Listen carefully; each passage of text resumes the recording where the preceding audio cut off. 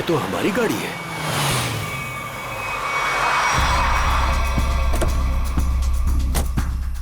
ये तो टीना और आकाश की गाड़ी है।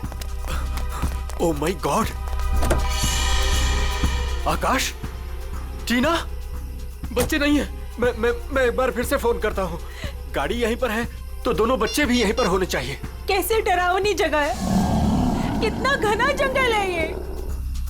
पता नहीं टीना और आकाश को यहाँ गाड़ी रोकने की क्या जरूरत थी। दोनों में से किसी का भी फोन नहीं लग रहा है। लूटपाट का मामला तो नहीं लगता है भाई साहब। बच्चों को सारा सामान गाड़ी में ही है।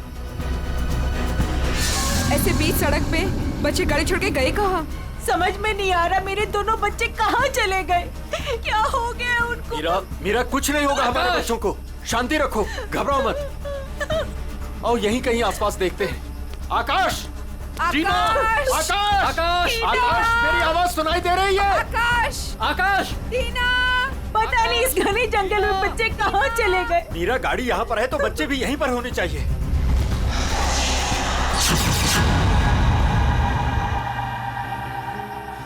भाई साहब, कहीं कोई कुछ भी नहीं है वहाँ। यहाँ पर भी नजर नहीं आ रहा है। सन्नाटा। चुप हो जा।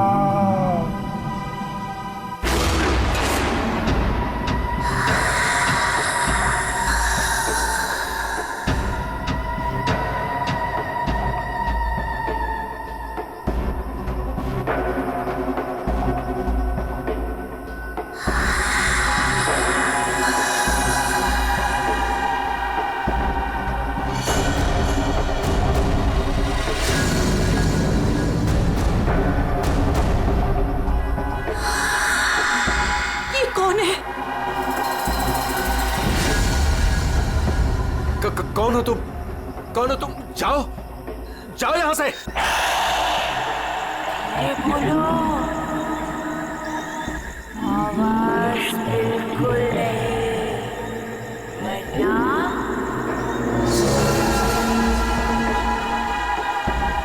वो आ जाएगी।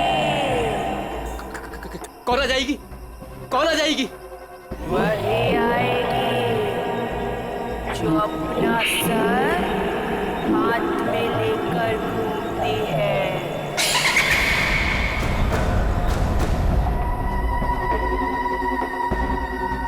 आ जाएगी। चलो कौन है? जल्दी, चलो यहाँ गाड़ी से, में बैठो, चलो यहाँ से। जल्दी। आ जाएगी,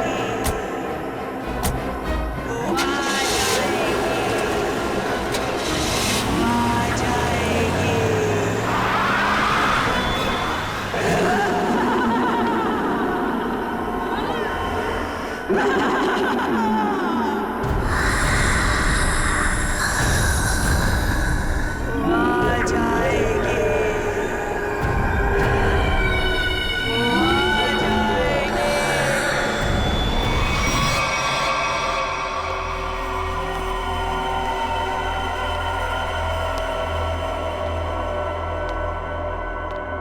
और तभी एक औरत आई। उसका सर नहीं था। वो मुझे मारने आई थी। वो मुझे मारने आई थी। उसका कटा सर उसके हाथ में ही था। वो मुझे मार डालेगी। वो मुझे मार डालेगी। बचा लो मुझे। वो मुझे मार डालेगी। ये क्या हो गया मेरी वत्सला को? कैसे बर्ताव कर रही है? अब क्या करूं मैं?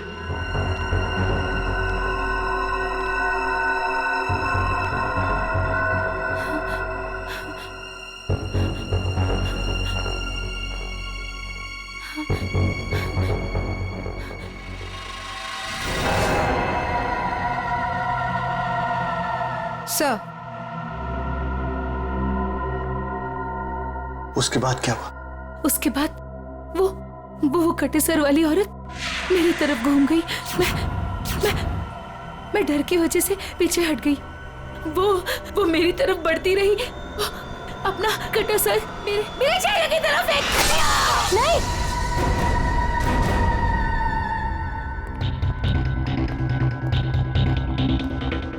डॉक्टर साहब, क्या हुआ है मेरी वाइफ को? मिस्टर नमित, देखिए ना डॉक्टर साहब के साथ क्या किया वत्सला जी ने। टीना, तुम हमें छोड़ के नहीं जा सकती।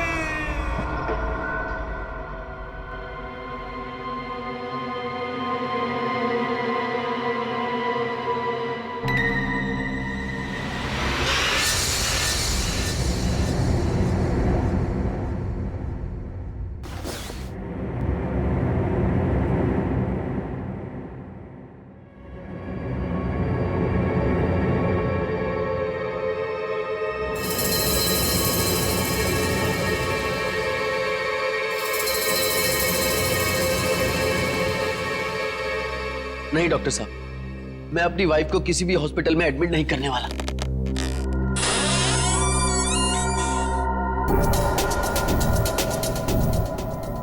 आपसे पहले भी 4 और डॉक्टरों ने मुझे यही एडवाइस दिया है। अब मेरी वत्सला का इलाज मेरे घर पर ही कीजिए ना डॉक्टर साहब।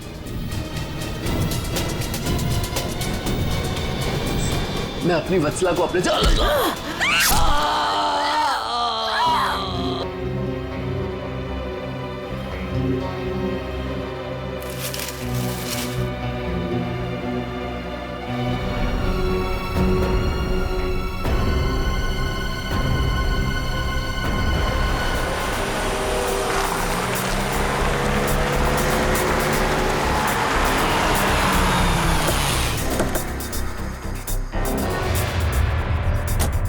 आइए इस तरफ, यहाँ पर आइए। यही घर है ये।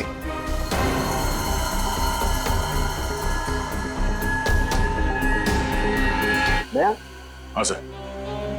ये जिस किसी भी हथियार से विक्टिम पर हमला किया गया है वो हथियार काफी तेज धार वाला होगा।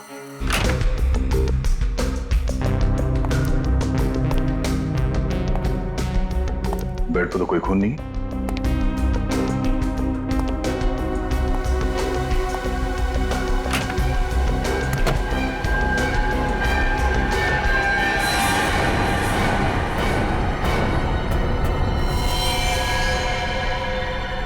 कौन हो तुम?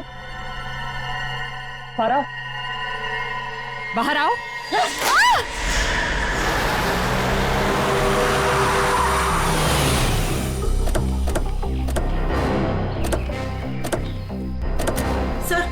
सर यही है मेरी टीना और आकाश की गाड़ी। यहीं पर मेरे बच्चों पे वो मुसीबत आई थी।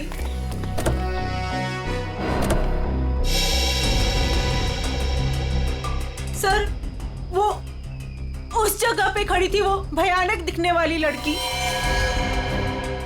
हाँ सर उसी ने हमारी बेटी को मार डाला है और वही हमारे बेटे आकाश को लेकर गई है। सर गाड़ी के अंदर तो सब ठीक ठाक ही लग रहा है। और सर हाथापाई के भी कोई निशान नहीं। सर कहीं मेरे आकाश को कुछ हो तो नहीं गया? सर उसके हाथ में कल रात को हंसिया था। हंसिया? सर हो सकता है कि शायद आकाश अभी भी उस औरत के कब्जे में हो और टीना किसी भी तरीके से वहां से भाग गई हो सकता है वो जो कोई भी लड़की है शायद आकाश को जंगल में ही ले गई होगी। हाँ सर, हो सकता है आकाश अभी तक जंगल में ही हो। चल के देख लेते हैं। सर हम भी चलते हैं आपके साथ। नहीं आप लोग यहीं रुकिए, जंगल थोड़ा खतरनाक है। एक्चुअली आप लोग घर जाइए, कुछ भी पता चलता आपको फोन कर देंगे। ओके ठीक है सर।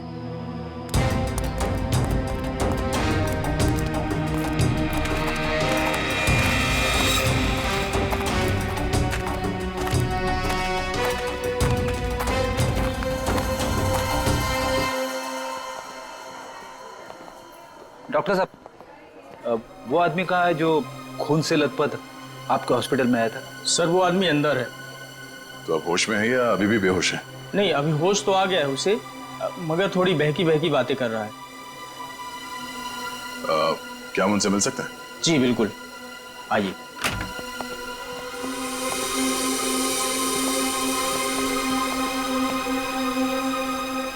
नमित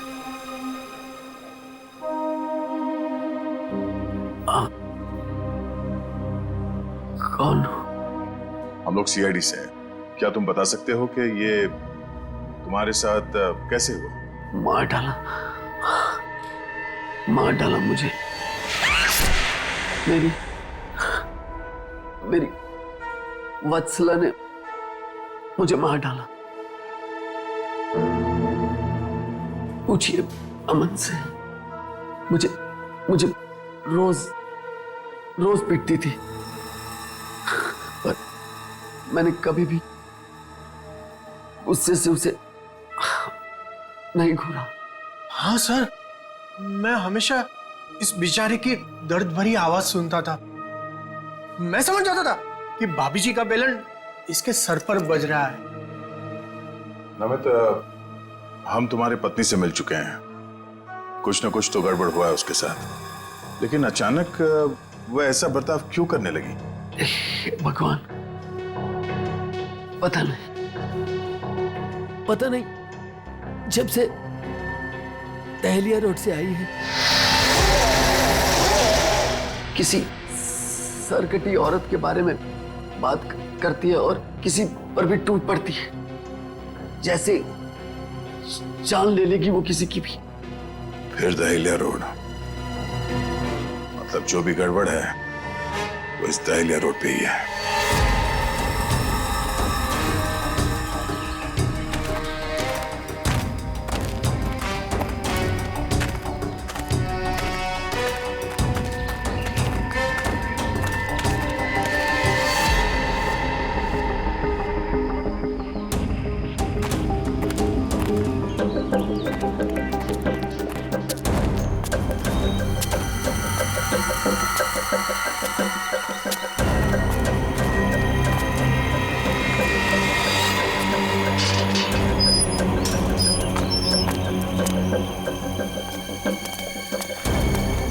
ये तो बिल्कुल हॉरर फिल्म की तरह बंगला है, जंगल के बीच में इतना सुनसान। लगता है ये टीना और आकाश इसी घर में आए होंगे।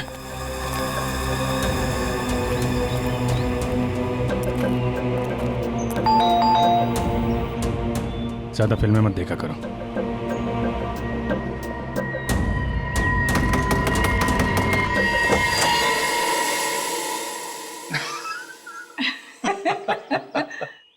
बहुत अच्छा लगा, इतने सुनसान जंगल में भी कोई हमें मिलने आया। एनीवेज, मेरा नाम डीके है और ये मेरी धर्म पत्नी रागिनी। अरे आइए ना, आप लोग अंदर आइए, बाहर क्यों खड़े हैं? प्लीज आइए आइए आइए। सर ये लोग तो बहुत अजीब हैं। ये तो हम लोग से ऐसे बात कर रहे जैसे हम लोग इनके रिश्तेदार हैं। काफी अच्छा घर है। Thank you. आसपास दूसरा कोई घर नहीं दिख रहा है, तो इतने सुनसान जंगल में आपने घर बनाया? बनाया नहीं है सर, खरीदा है। वो क्या है ना कि हम दोनों पति पत्नी एक कलाकार हैं और अपनी सोच के आकार को पूरा करने के लिए हमें शांति और एकांत की सख्त जरूरत रहती है। जी हाँ सर, यही हमारा घर भी है और हमारी दुनिया भी है।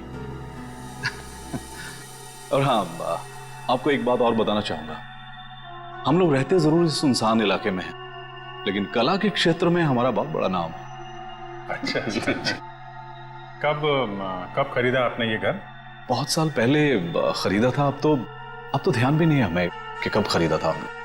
हाँ, ये तो याद होगा कि कल यहाँ पे कौन आया था? हाँ सर, बिल्कुल, लेकिन कल तो यहाँ कोई नहीं आया था सर। ये फोटोज देखिए, ध्यान दीजिए और सोच के बताइए, क्या इन दोनों में से कोई भी कल यहाँ आया था? नहीं मैडम, इनको हमने पहले कभी नहीं देखा।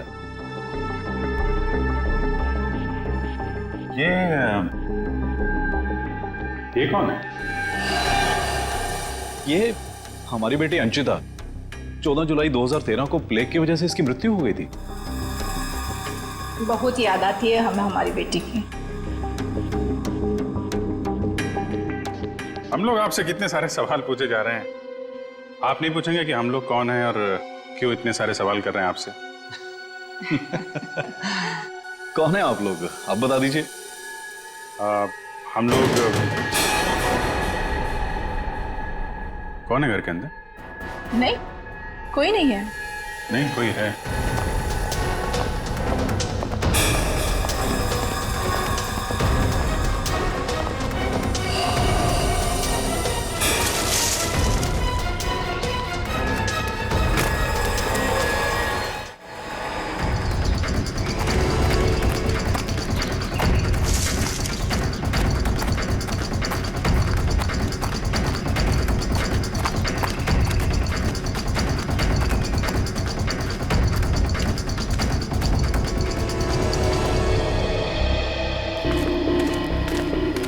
आया तो इस तरफ ही था।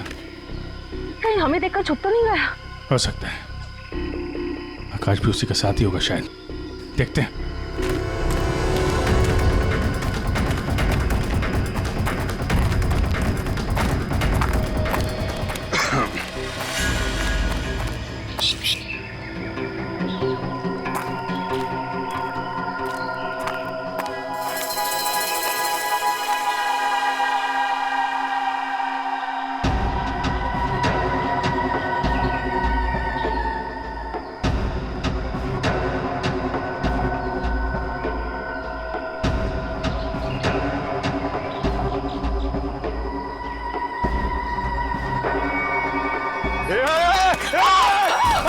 नहीं फायर नहीं।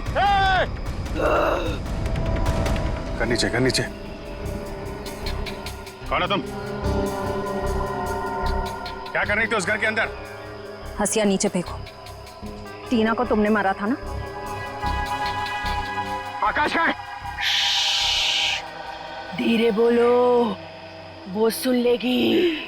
वो तुम्हारे पीछे खड़ी है।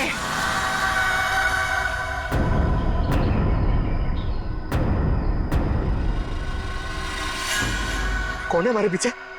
कोई नहीं है, लगता है दिमाग हिला हुआ है इसका। क्या दिखा रही है? कौन है पीछे? वो तुम्हारे पीछे बिना सर वाली औरत अपना सर हाथ में लेके दिखा रही है। सर ये उस सिरकटी औरत की बात कर रही है सर, वत्सला जैसी बातें कर रही है। हमारे पीछे कोई नहीं है। किसकी बात कर रही हो तुम? ऐसे नीचे करो, नीचे रखो। मैं मार दूंगी उसे, मैं मार दूंगी उसे, मैं मार दूंगी।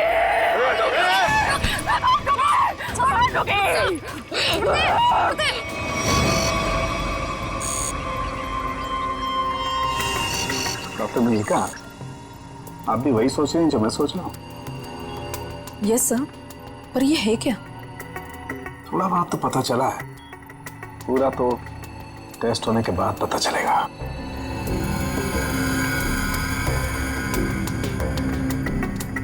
सर मुझे लगता है कि आप ये कलर एरिया देख रहे हैं, ये ब्रेन टेल की नर्व्स की तरफ आ रहा है।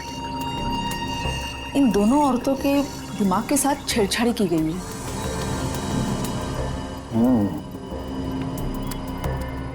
सर इनकी याददाश्त से छेड़छाड़ की गई। इनको कोई नेचुरल रोग या दिमागी बीमारी नहीं, इनकी तो मेमोरी ही बदल दी गई। मतलब ये कि आर्टिफिशियल मेमोरी भर दी गई है इनके दिमाग में। Yes sir. क्या आर्टिफिशियल मेमोरी भर दी गई? हाँ जी। मतलब ये दोनों औरतें जो देख रही थी या बोल रही थी, इनके दिमाग का वहम नहीं था? बिल्कुल नहीं था।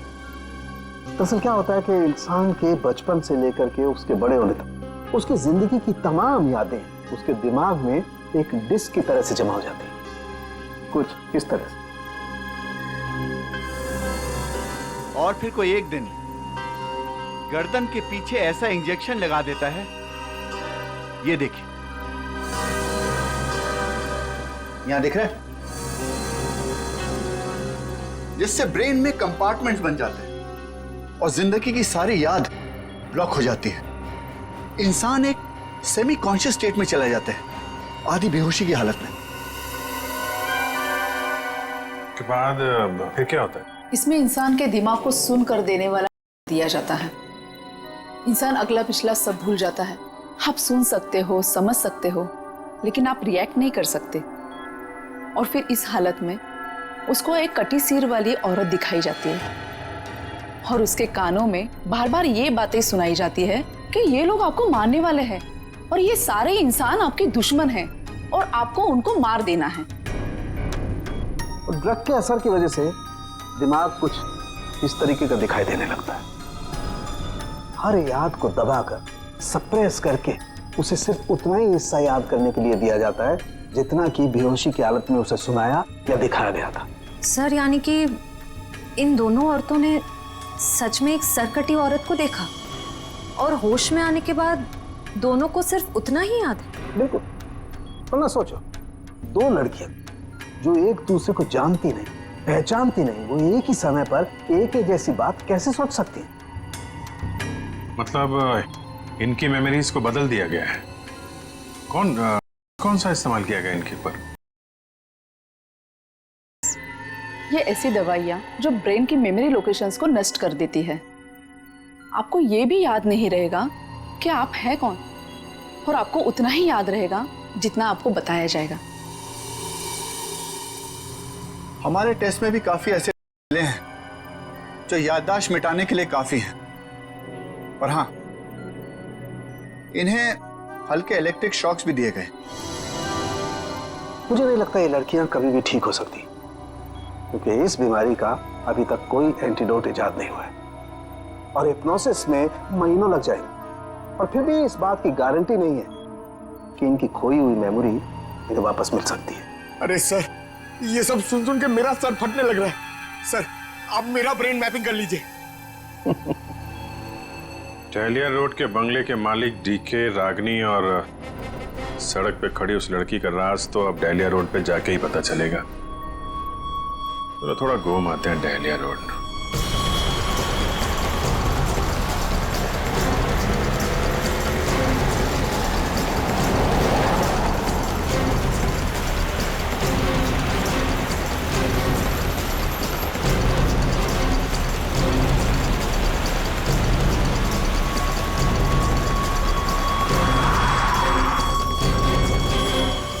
ये हमारी बेटी अंचिता है। 14 जुलाई 2013 को प्लेग की वजह से इसकी मृत्यु हो गई थी। ये तो वही लड़की है, डीके और रागिनी की मरी हुई बेटी। मेरी मदद कीजिए प्लीज। कैसी मदद? मेरा मतलब क्या मदद चाहिए आपको? मेरे मम्मी पापा अचानक से बेहोश हो गए। मैंने बहुत कोशिश की उन्हें उठाने की, पर वो नहीं उठे। कहाँ है कहाँ आपके मम्मी पापा? घर पे आके देखिए ना प्लीज, पास में है। चलिए आइए। कहाँ पर है? चलिए। अच्छा, इन नाम से कोई भी रजिस्ट्रेशन नहीं? ओके ठीक है, थैंक यू सर। सारे पेंटर्स एसोसिएशन में फोन कर लिया सर, मगर डीके और रागिनी के नाम से कोई भी रजिस्ट्रेशन नहीं। सब कुछ झूठ बोला उसने। मुझे तो लगता है कि उसने अपना नाम भी गलत बताया है। जयवंती, कुछ पता चला? नहीं सर, अभी तक कुछ भी नहीं पता चला। मगर सर, कितने कॉन्फिडेंस से झूठ बोल रहे थे दोनों। लगता है सर अब एक ही रास्ता बचा है, उन्हीं से सच उगलवाना पड़ेगा। नहीं जयवंती, पहले उसकी सारी डिटेल्स निकालते हैं, फिर उठाते हैं उसे। लेकिन सर पता कैसे चलेगा? एक काम करो, डहलिया हाउस में जो उनकी तस्वीरें खींची गई थी उन्हें क्रिमिनल डाटाबेस से और मिसिंग केस फाइल से मैच करवा के देखो, शायद असलियत सामने आ जाए। आइए। यहाँ इतनी रोशनी कम क्यों है? वो घर आबादी से दूर है ना, इसलिए वोल्टेज थोड़ा कम है। ये देखिए। दोनों एक साथ कैसे बेहोश हो गए? कहीं इस लड़की ने तो कुछ नहीं कर दिया?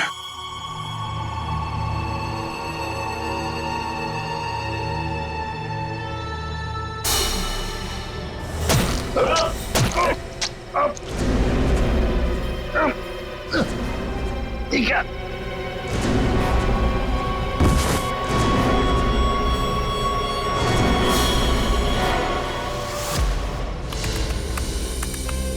सर, दोनों फोन्स के सिग्नल नहीं मिल रहे हैं। सर, कुछ सेकंड्स पहले तक अभिजीत सर और दया सर का फोन दहलिया रोड पे बता रहा था, लेकिन अभी लोकेशन नहीं दिख रही है।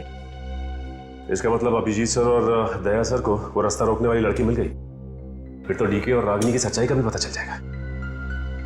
सर, आइए।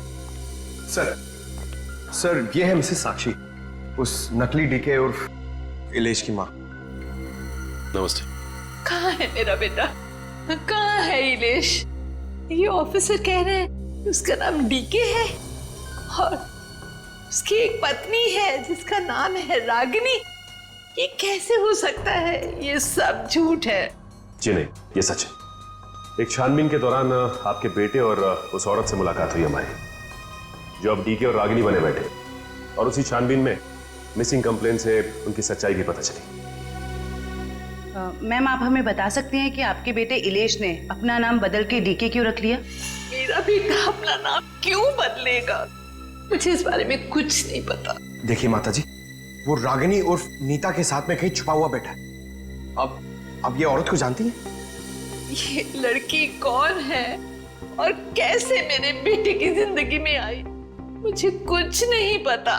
देखिए मैडम, उस औरत के माँ बाप तो मर चुके हैं। बस आप ये बता सकती हैं कि जुलाई 2013 से पहले ऐसा क्या हुआ था जो आपका बेटा घर छोड़कर चला गया? नहीं, मेरा बेटा घर छोड़कर नहीं भागा था। हाँ, इलेश दिमागी तौर पर बीमार रहता था तो एक बड़े साइकोथेरेपिस्ट के पास उसका इलाज चालू था और उसी थेरेपी की सिटिंग के लिए वो डॉक्टर के क्लिनिक गया था और फिर वो वापस ही नहीं आया। अच्छा मैम, ये बताइए कि नाम क्या है इस थेरेपी क्लिनिक के डॉक्टर? समझ में नहीं आ रहा कि इन सबके पीछे एक डॉक्टर हो सकता है। देखते कहाँ का तार कहाँ जाके जुड़ा है सर, बहुत लंबा जाल फैलाता है सर। आज सारे तार कट जाएंगे इसके।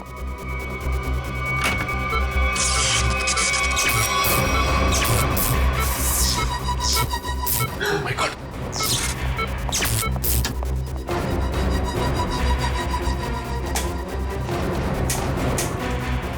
किसने किया ये? बोलो बोलो, किसने किया?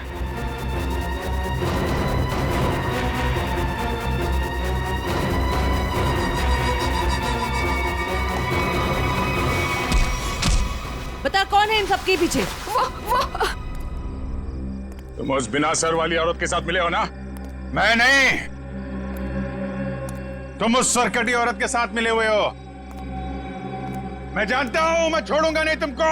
तुम और उस औरत दोनों को खत्म कर दूंगा मैं।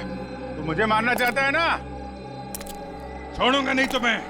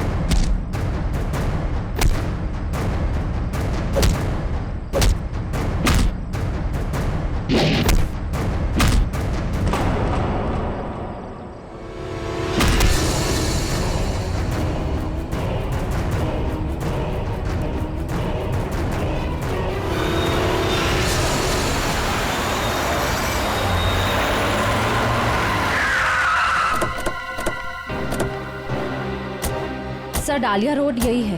हो सकता है अभिजीत सर और दया सर यहीं कहीं होंगे। हो सकता है वो डीके और रागनी के हों। हम लोग जाके देखते हैं, तुम लोग यहीं रखो। एक डॉक्टर जाना नहीं चाहिए। हाँ ठीक है, चलो आ जाओ।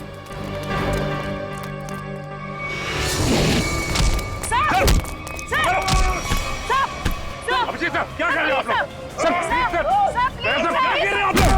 संभालो। क्या कर रहे अभिजीत सर, क्या कर रहे हो? प्लीज प्लीज नहीं सर। चल जल्दी चल,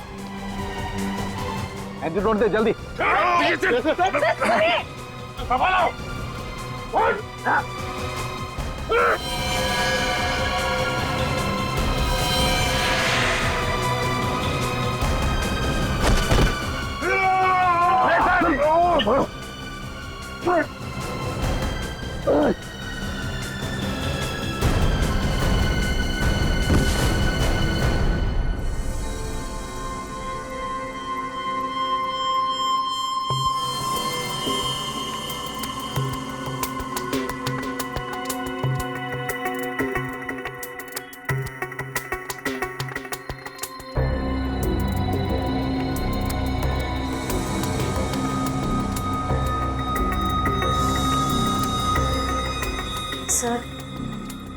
सर सब ठीक तो है ना?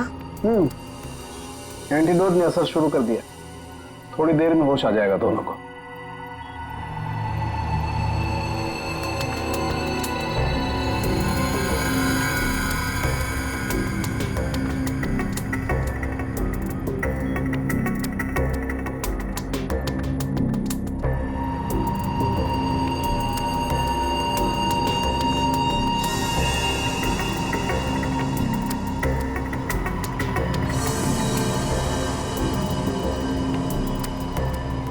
शुक्र मनाओ डॉक्टर सालुंके, अगर ये दोनों ठीक हुए हैं तो सिर्फ मेरी वजह से।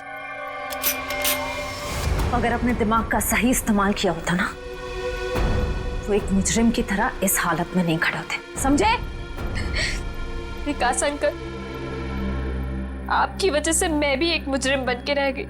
अभी तो सिर्फ तुम दोनों का गुनाह सामने आया है। जिस दिन तुम दोनों को सजा मिलेगी ना, उस दिन समझ में आएगा कि गलत राह पे चलने का अंजाम क्या होता है।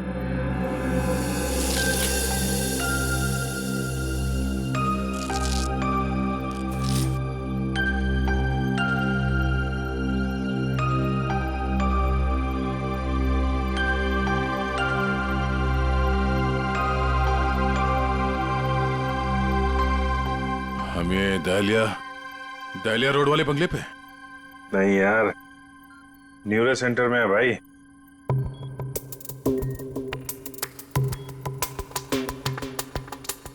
और मुजरिम हमारे सामने खड़ा है।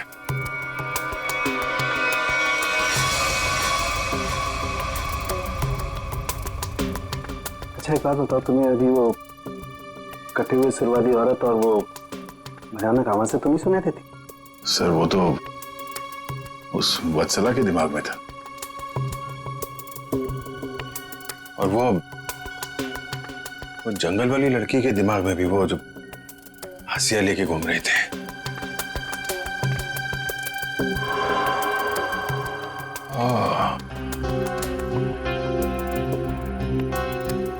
अब समझ में आया, संचिता के माँ बाप ने भी हम लोगों को वो वाला इंजेक्शन लगा दिया था। हमारे दिमाग में भी ये सारी बातें भरती गई थी। बताओ डॉक्टर विकास, क्यों किया तुमने ये सब?